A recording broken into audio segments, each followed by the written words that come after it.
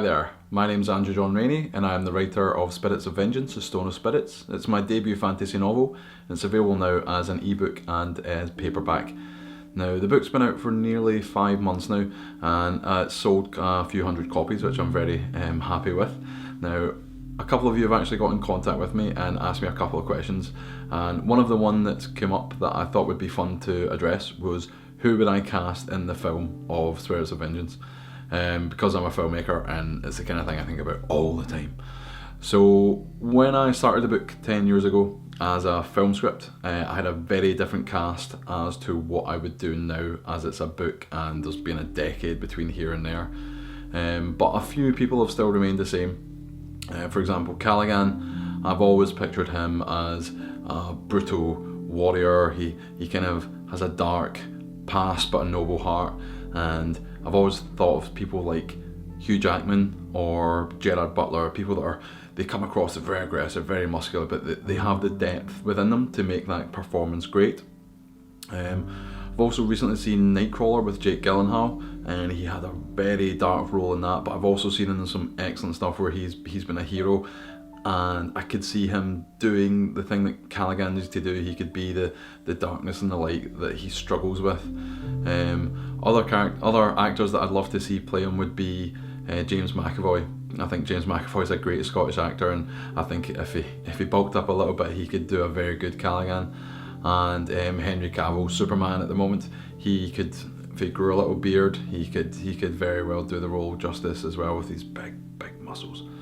But every good hero needs a villain, and for Lord Balin Malinek, I always pictured someone the opposite of Callaghan, so they would be very kind of slim and slender, and it would be a battle of their wits. It would be about their devotion to the cause that they are trying to do to bring about peace on Earth through killing everyone.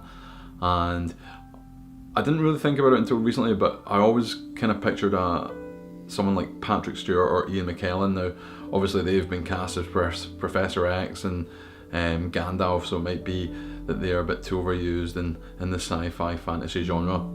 So I was trying to think of actors that haven't really touched the genre and who I would get to kind of give it real depth.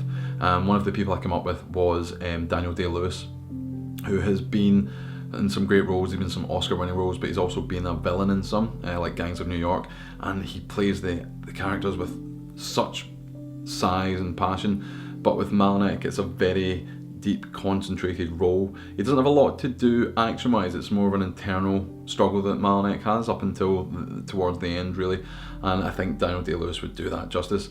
The other person that I came up with, who has been in fantasy quite a lot, was Ralph Fiennes. He was Voldemort, obviously. There was other actors that I was thinking of. Jeremy Irons, who is going to be Alfred in the new Batman v Superman film. He was a brilliant bad guy in Die Hard with a Vengeance, my favourite Die Hard film, and I think he could very well do Malinek justice. The other two actors that I'd considered who haven't actually played villains that much, but could really do with the role justice, because in Malinek's eyes he's not the villain, would be Liam Neeson, even though he said he's going to retire soon from acting. I really hope that doesn't happen. And also Tom Hanks. Tom Hanks has very rarely played a villainous role, and I think that would just be a great turn for him, because he's getting older and he's looking for other roles to try out and I'd love it if he would play it as well. Now going on to the actual main characters, which is Kamina and Caden. Now they were very young. Kamina is around 14, Caden's about 16 in our terms, and obviously the people that I'd wanted to cast a decade ago are now 26 and they don't really fit the role. One of the people that I'd originally pictured throughout the history of the book, or writing the book, was Dakota Fanning. Now she's a bit too old, but her younger sister Elle is 16 roughly, and she would be perfect. If they could freeze her in time just now, she would be perfect for the role if they ever come to film it. She looks very elfin-like. She's got, blonde hair, she's very petite, but she is also an amazing actress. She's done so many roles as a child actor, and you can see her migrating into an adult phase with ease. But from the performance in things like Super 8, she showed that she has the amazing depth and perhaps the innocence that Kamina requires of a role. Now, Caden's a bit different because he has to be a bit cocky, a bit boyish, but at the same time he has to show both the innocence of youth and also the darkness that comes with becoming an adult, and also the darkness that comes with him being a spirit of vengeance as well. Now again, the actors that I'd wanted thought of a decade ago have all grown up. They're in their 30s now, but when I was looking through actors on IMDb and things like that, the names that struck out were things like people like Colin Ford, who was in Under the Dome. I think he's great in that role, and people like Dylan Minnette. He was in Prisoners with Hugh Jackman, and he just comes across as an actor that has a lot to give. He's been in a number of little things, and you'd probably recognise his face.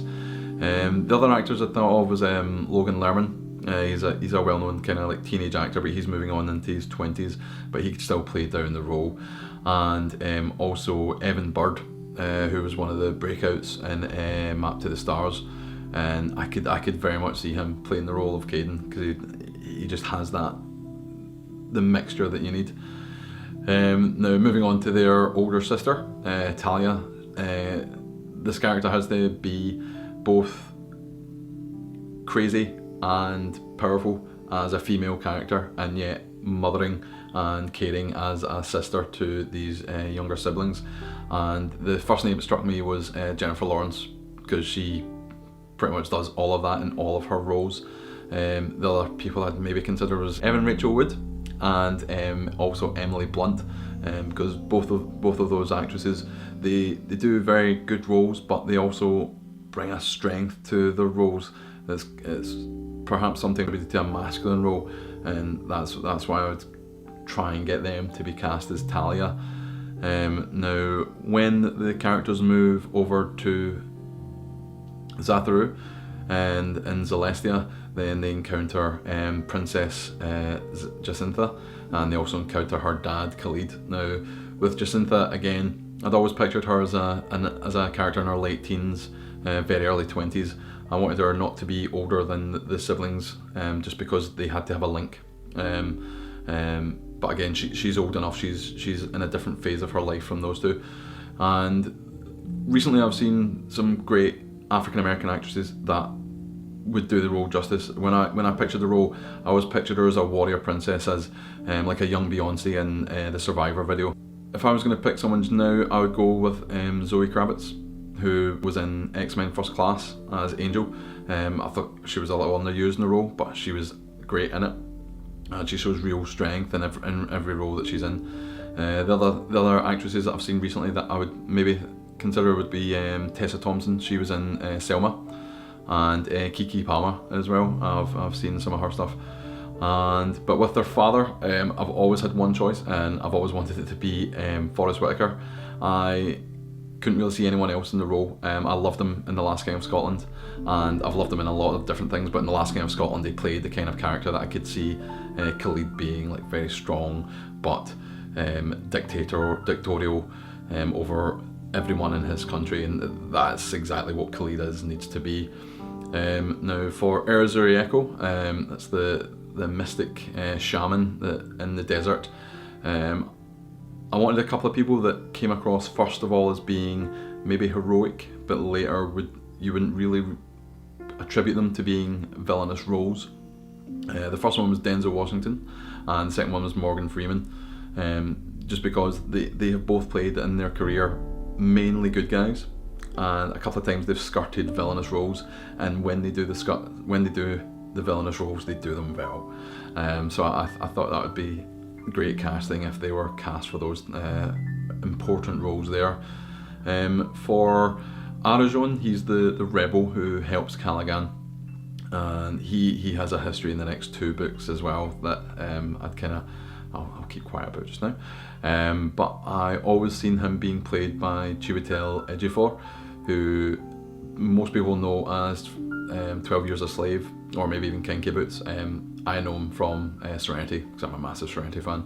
I thought he was great in that, and he's British, so awesome.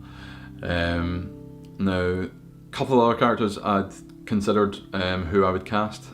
One was Vanguard, the young marauder. I'd always pictured him as mid to late 20s, and when I was writing the book I realised that wouldn't work in the timeline, so he's more early 30s to mid 30s. He's just a little bit younger than Callaghan.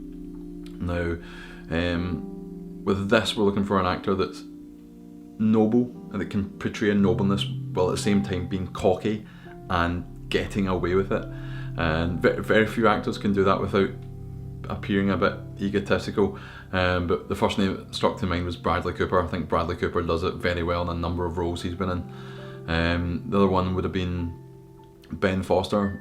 Ben Foster's been in a number of different roles, and he does everything. He does all genres, he's done all styles. Some of you might know him from X-Men 3, the one we all wish we could forget, but he was really good as Angel. And the other actor that I'd had, he's not done much film work, but you'll know him very well from TV, was Charlie Hunnam. He was Jax Teller in Sons of Anarchy, and I think he has that cockiness, and I think he could carry that off very well, that role. Now, you can't have Vanguard without having his archer sidekick, Ariel Atari.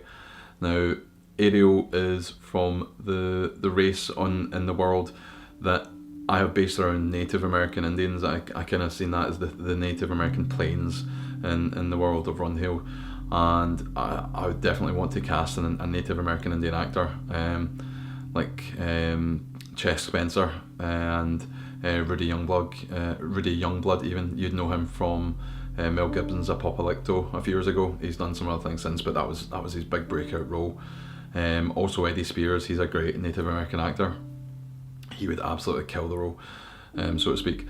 That's pretty much it. That's all the casting I've done in the meantime. I do apologise about the sporadic nature of these video blog updates, but I have a career or two outside of this, and I've been hard at work trying to set up a Kickstarter project for a couple of short films that I'm going to make. So I'll be filming another blog about that at some point. But until next time, hopefully next time I'll be talking about the method in which I do my writing. A few people have been asking me how I find the time to write and how I go about setting out the story, so I thought as an insight that might be a good blog to do next.